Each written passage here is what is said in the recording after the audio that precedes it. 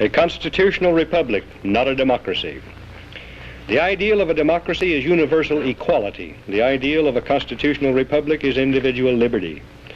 A democracy always degenerates into dictatorship, which promises government-guaranteed equality and security, but it delivers nothing but poverty and serfdom for the people it robs and rules.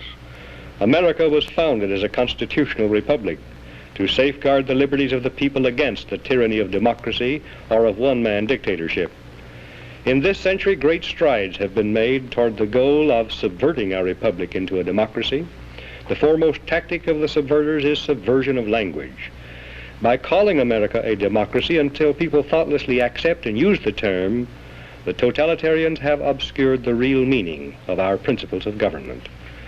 That is a summary of my report on a constitutional republic, not a democracy. The full report after a message from my sponsor.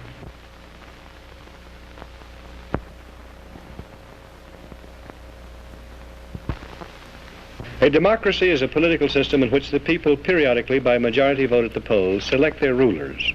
The rulers then have absolute power to make whatever laws they please by majority vote among themselves. In a constitutional republic, the people also, by majority vote at the polls, select rulers, who make laws by majority vote among themselves. But the rulers cannot make any laws they please because the Constitution severely restricts their lawmaking power. The ideal of a democracy is universal equality. The ideal of a constitutional republic is individual liberty. In this century, great strides have been made toward the goal of subverting our republic and transforming it into a democracy. The foremost tactic of the subverters is subversion of language. By calling America a democracy until people thoughtlessly accept and use the term, totalitarians have obscured the real meaning of American principles of government.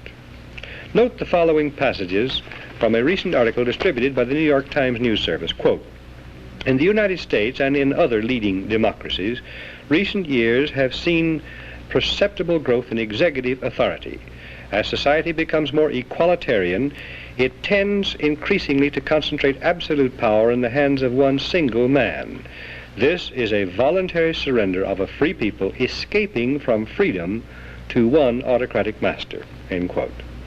And note the following from Gunnar Myrdal's An American Dilemma. Quote, "In America, liberty often provided an opportunity for the stronger to rob the weaker. Against this, the equalitarianism in the American creed has been persistently revolting. And in the conflict between equality and liberty, equality is slowly winning.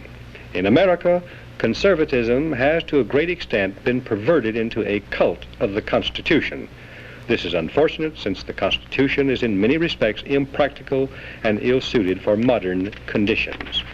The worship of the Constitution is also a most flagrant violation of the American creed. The Constitutional Convention was nearly a plot against the common people." End quote.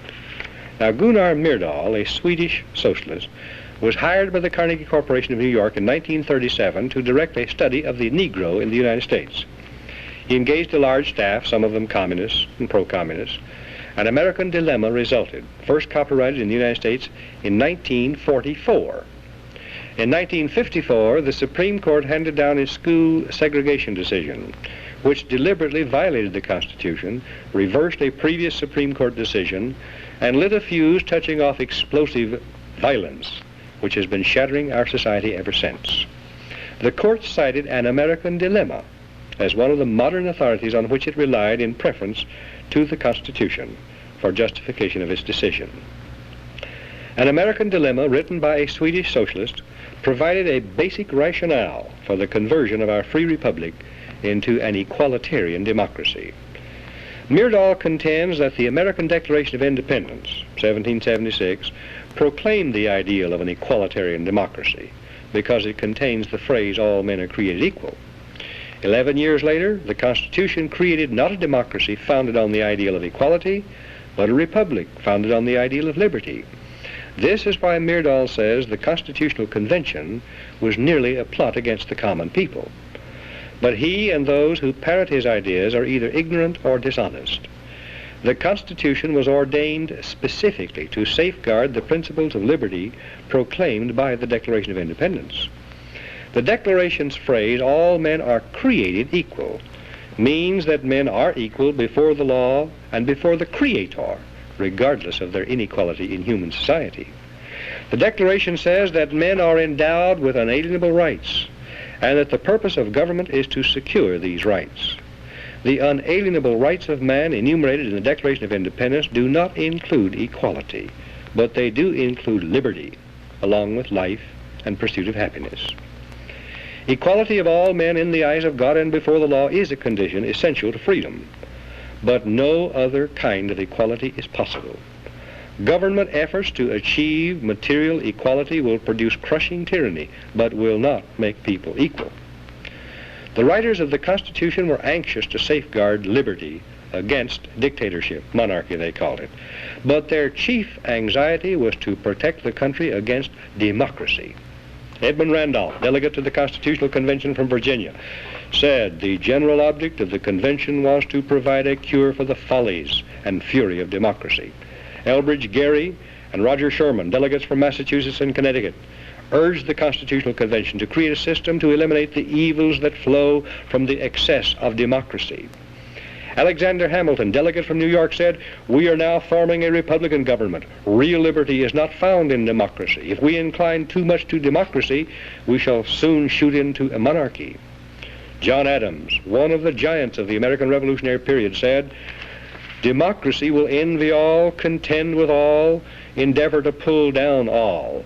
And when by chance it happens to get the upper hand for a short time, democracy will be revengeful, bloody, and cruel." Speaking of pure democracy, in which the people by majority vote act as their own lawmakers, instead of electing representatives to make laws, James Madison said, "Such democracies have ever been incompatible with personal security or the rights of property. A republic promises the cure for which we are seeking."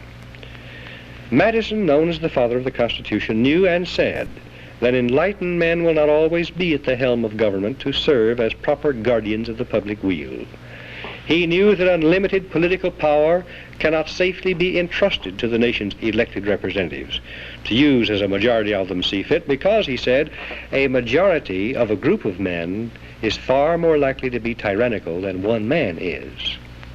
In a democracy, if a majority should develop hatred for all blue-eyed babies and order them eliminated, the babies could be legally executed, because whatever a majority wants at any given moment is supreme law of the land in a democracy. How can liberty be safeguarded against the mindless, soulless tyranny of majority rule when government is founded on the principle of majority rule? Jefferson answered that one, "In questions of power, let no more be heard of confidence in man, but bind him down from mischief by the chains of the Constitution." In short, America was founded not as a democracy, but as a constitutional republic. We pledge allegiance to the republic, for which our flag stands, not to a democracy. The Constitution requires a republican form of government for all states, but does not mention democracy, and neither does the Declaration of Independence or the Bill of Rights.